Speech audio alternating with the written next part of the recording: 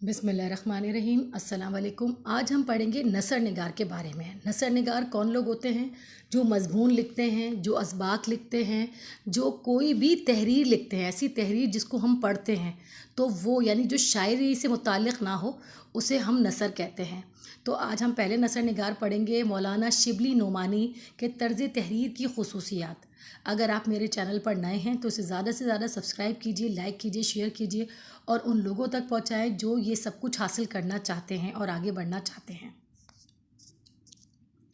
مولانا شبلی نعمانی ولادت مانے پیدا ہوئے 1857 1857 میں پیدا ہوئے اور آپ کی وفات ہوئی 1914 یعنی کہ 1914 میں۔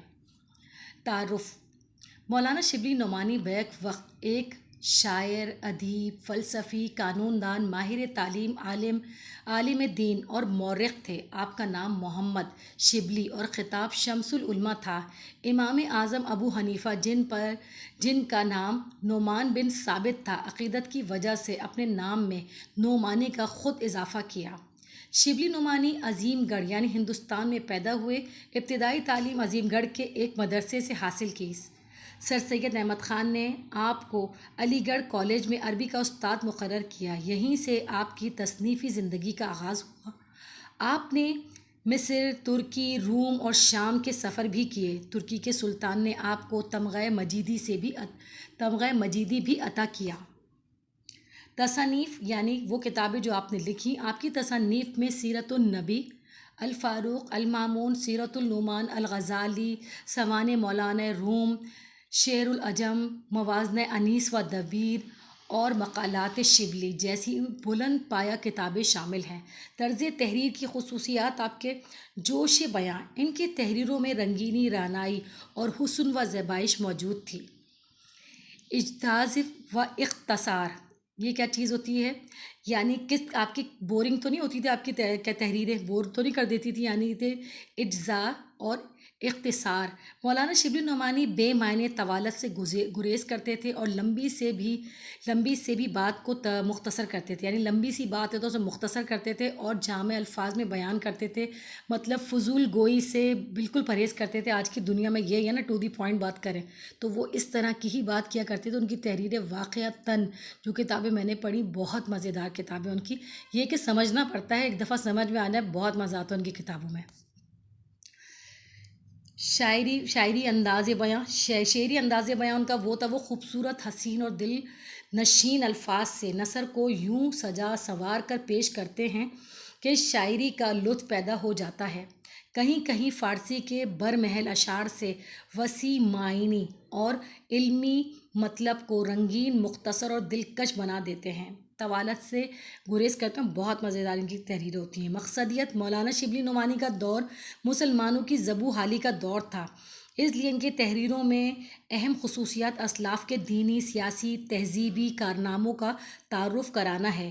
وہ مسلمانوں کے کارنامے بیان کر کے ان میں جوش، ہمت، حوصلہ اور ولولہ پیدا کرنا چاہتے تھے۔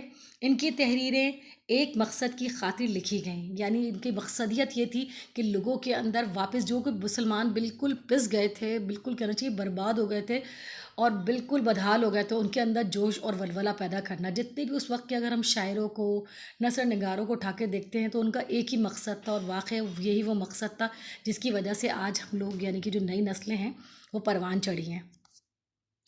سادگی و بے ساختہ پن: مولانا شبلی نعمانی کی تحریریں سادہ ہیں۔ شبلی کی تحریروں میں تکلف نہیں بلکہ بے ساختہ پن ہے۔ وہ متوقع محل کے اعتبار سے اسلوب اختیار کرتے ہیں، بات اس طرح بے ساختہ کرتے ہیں کہ کہیں بھی کوئی لفظ بلا ضرورت معلوم نہیں ہوتا۔ یعنی شبلی کی جو تحریریں ہیں وہ سادہ ہیں۔ میں کہوں گی سادگی سے مراد یہ کہ تھوڑا سا آپ کو سمجھنا پڑتا ہے ان کی تحریروں کو۔ تحقیقی رنگ: مولانا شبلی نعمانی کی تصانیف سے ان کے گہرے مطالعے، تحقیقی انداز اور علمی بصیرت کا بھرپور تاثر ملتا ہے۔ انہوں نے اپنی تاریخی، تنقیدی اور ادبی تصانیف میں اپنی کاوش کا حق پوری طرح سے ادا کیا ہے۔ مورخانہ انداز: مورخ کون لوگ ہوتے ہیں؟ جو تاریخ کو بیان کرنے والے لوگ ہوتے ہیں، ان کو کہتے ہیں مورخ۔ اور ہمیں مولانا شبلی نعمانی کے ہاں یہ انداز بے تحاشا ملتا ہے، اتنا ملتا ہے کہ ہم سوچ نہیں سکتے۔ مولانا شبلی نعمانی اردو زبان کے پہلے مورخ ہیں جنہوں نے تاریخ کو فلسفانہ انداز میں تحریر کیا. انہوں نے تاریخی واقعات میں فلسفانہ، منطقی اور ثقافتی ماحول کی عکاسی بھی کی. شبلی ایک کامیاب سوان نگار ہیں. سوان نگار جو کسی کی پوری زندگی کے بارے میں لکھتے ہیں نا، بایوگرافی اسے کہتے ہیں. ان کی تحریریں اصول پر مبنی ہیں. سوان اور تاریخ کا حسین امتزاج پایا جاتا ہے. بحیثیت نقاد شبلی اپنا ایک منفرد مقام رکھتے ہیں، ابھی بھی رکھتے ہیں بالکل. مولانا شبلی نعمانی جو کہ اس دنیا میں اب نہیں ہیں، لیکن پھر بھی ان کی تحریریں ہمارے پاس موجود ہیں اور بے تحاشا اچھی تحریریں آج بھی لوگوں کی رہنمائی کر رہی ہیں. اور اتنا اچھا ان کا کہنا چاہیے کہ کانٹینٹ ہوتا ہے کہ پڑھنے کے بعد انسان کی نالج میں اضافہ ہوتا ہے کہ اس وقت کیا حالات تھے، کس طرح. اگر کسی کی بایوگرافی بھی لکھی، سوانح نگاری بھی لکھی، تو اس سے وہاں کے حالات کا بہت اچھی طرح سے پتہ چلتا ہے. تو انہیں کہا جا سکتا ہے کہ ایک مورخانہ انداز بہت اچھا تھا ان کا. اسے زیادہ سے زیادہ شیئر کیجیے گا، لائک کیجیے گا اور ان تک پہنچائے جو کہ نثر نگاروں کے بارے میں معلومات حاصل کرنا چاہتے ہیں. اپنا بہت بہت خیال رکھیے گا. اللہ حافظ.